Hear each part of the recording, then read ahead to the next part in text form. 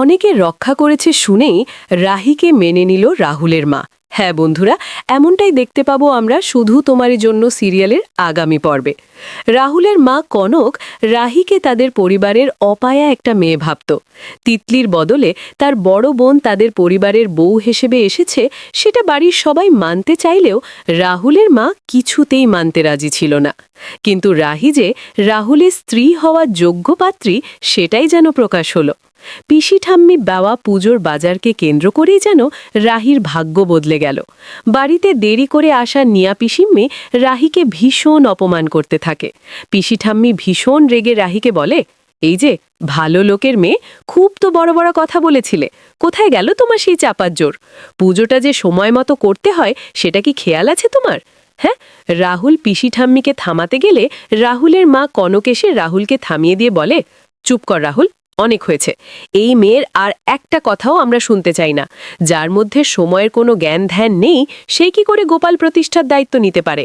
কি করে পিসি ঠাম্মি তাকে বাড়ির চাবির গোঠা দিল? পিসি ঠাম্মি ভীষণ রেগে বলে, হ্যাঁ, আমারই ঘাট হয়েছে, কেন যে এই মেয়েকে বিশ্বাস করতে গেলাম কে জানে, বলেই পিসি ঠাম্মি ভুল ভুল করে ডাকতে থাকে। এদিকে রাহুল পিসি ঠাম্মি আর কনকের কথায় বিরক্ত হয়ে থামিয়ে দিয়ে বলে, মা, পিসি ঠাম্মি, তোমরা একটু চুপ করবে প্লিজ, আমাকে কিছু বলতে দাও। তখন রাহুলের বাবা রাজীব এসে বলে, রাহুল, কি বলতে চাইছো তুমি? রাহুল তখন তার বাবাকে বাজারে সেই ঘটনা বললে সবাই স্তব্ধ হয়ে যায়। রাহুলের মা অনির কাছে গিয়ে বলে, অনি, তোর কিছু হয়নি তো? অনি, তুই ঠিক আছিস? অনি মাকে শান্ত করতে বলে, মা, আমার কিছুই হয়নি বৌদি ভাই, সময় মতো না আসলে অনেক কিছুই হতে পারত।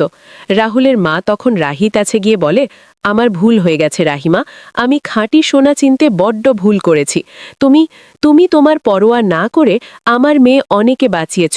সত্যি বড় পিসিমা, আপনি মানুষ চিনতে ভুল করেন না, বলেই রাহিকে বুকে জড়িয়ে ধরে।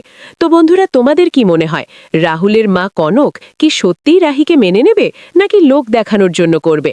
কমেন্ট করে জানাও তোমাদের মতামত। ধন্যবাদ।